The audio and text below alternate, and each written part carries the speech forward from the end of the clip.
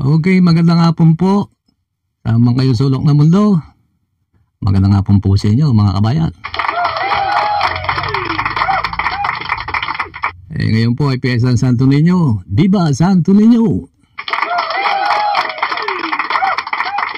Alam nyo kanina, mga kabayan, palagi po akong nanonood sa live ni Kap Nino Barsaga. Bago matapos po ang kanyang programa, pwede po pala kayong makibahagi sa mga talakayan.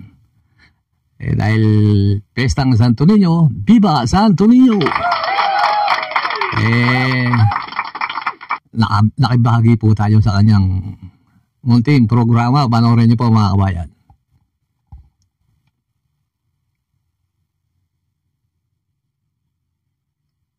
Sir Imuin PB. Sir Imuin, magandang hapon po. Magandang hapon, Kap. Opo. Sir, ano po ang reaction niyo? Linawin ko lang, Kap, si Captain Dado, hindi po retirado yan. Resign po yan, pero ang totoo, sinibak sa pwesto yan. Walang natatanggap na pensyon, kaya naghahanap ng maraming views. Si one time, big time Dado, Kap. Opo. Ibig sabihin po yan, tanggap na sundalo. Tanggap. Resign po yan, Kap. Opo. Maraming salamat, Kap. Lalo. Opo. Maraming salamat, sir, sa pagsali niyo po sa ating live ngayong hapon. Maraming salamat. Salamat po. Thank you, Kap. Opo, sir. Ayun o, di ba? Napakasarap na meron kang saloobin na sumasali ka sa talakayan.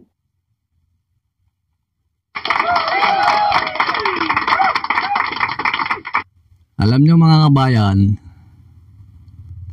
pagka makitid ang utak mo tsaka maliit yung pangunawa nyo, hindi kayo pwede kay Kap Nino Barsaga, mga kabayan. Ito pong si Kap Nino, wala pong kiyemi-kiyemi sa katawan to.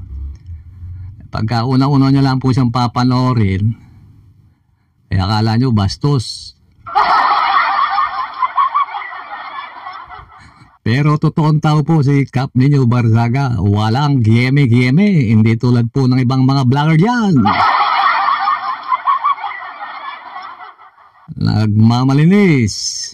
Akala mo walang tinatagong mga baho ang mga hinayupak. Ang tinalakay po dito ni Kap Nino Barsaga tungkol dito sa dalawang si Batman and Robin. Ito po si Dado tsaka si Metran. Alam nyo ito, si Dado sinampa na po ni General Torre ito ng inciting to sedition yata, mga kabayan. Kakasuhan na itong dalawang to. Sumusobra na po. Siguro akala nila hindi sila papansinin ng gobyerno natin, mga kabayan. Na mga hindi po nakakilala kay Dado, ito po si One Time Big Time. Ito po yung nagpunta sa EDSA na akala mo action star ang dating. Nagpakilala na dating kapitan ng army, na dati raw siyang mamamatay tao, mga kabayan. Ang bigat ng dating ito. Sinabi pa niya, one time, big time. Itong inayupak na to, hindi mo nagpakita nung gabi sa EDSA, mga kababayan. Paano kung maniniwala sa mga inayupak na to? Pinagmumura pa ang ating presidente, walang galang.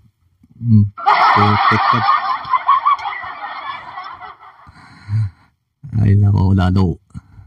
Pati mga BBM vloggers pinagbabantaan, utak kriminal ang hiupak na to may ganito bang klaseng taong pagbabantaan yung vloggers tapos idadamay pa rin yung pamilya? Tapos ito namang si Metran, Nagtataka ko rito kay Metran bakit naging sidekick ni Dado Si Dado, kapitan, siya retired colonel. Si Dado kung po yan resign daw, pero palagi ko awol siguro yan o kaya sinibak sa serbisyo ng army siguro. Ito naman po si retired colonel Metran. Bibigyan niya raw mag-asawang sampal si General Torre, mga kabayan. Kaya lang mga kabayan, 3 taon pa kasi hintay niya raw magretiro si General Torre tapos bibigyan lang ng mag-asawang sampal. Alam nyo, baka hindi nagsisinom ng maintenance ng 2 to mga kabayan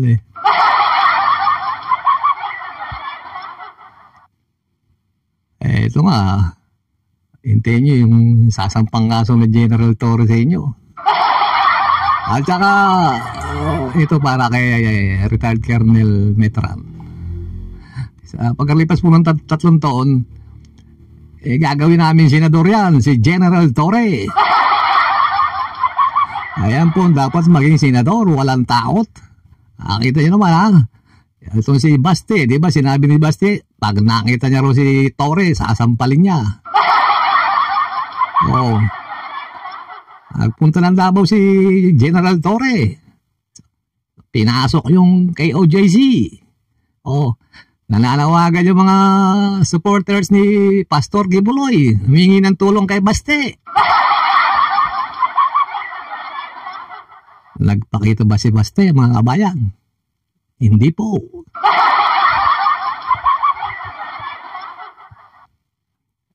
Alam niyo si General Torre, bilib ako rito Talagang sumusunod siya sa kung ano yung pinag-uutos ng batas. Hindi yung sumusunod doon sa pinag-uutos ng mga kung sino-sino lang mga politiko diyan.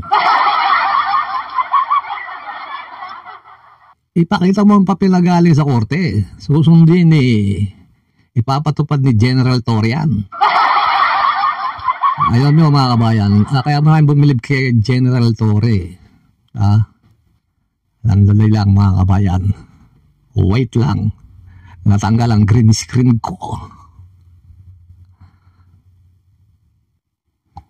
Alam nyo yung mga kabayan, dahil sa ginawa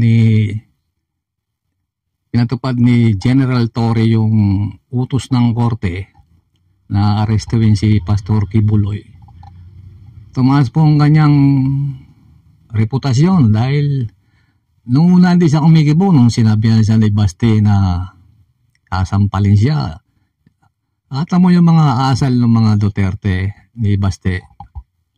Isa ang general, ang opisyal ng kapulisan. Tapos sasabihan ka, sasampalin ka lang. Ganyan po ba yung mga tingin nila sa ating mga kapulisan? Palibasa na sanay po sila, nahahawak nila yung mga pulis. Di po maganda yung ganun. Isa kang opisyal ng pulis, di po ba mga kabayan? Kaya nga noon pong nagpunta ng Davao si General Torre, nung inaresto si Pastor Kibuloy, maraming bumili po sa kanya. Ayan, dapat sumusunod sa kung ano ang inuutos ng korte. Okay mga kabayan, hanggang dito na lamang po. Maraming salamat po. Sa mga hindi po nag-subscribe, mag-subscribe po kayo para updated po kayo sa mga susunod kong gagawin video. Salamat po mga kabayan. Ito, mayroon pa palang pabol mga kabayan para kay Batman and Robin, kay Dado at kay Metran. Pakinggan niyo po. Saan po kayo kumukuha ng kapal ng mukha? Pakiulit. Saan po kayo kumukuha ng... Ayun po mga kabayan, hanggang sa muli.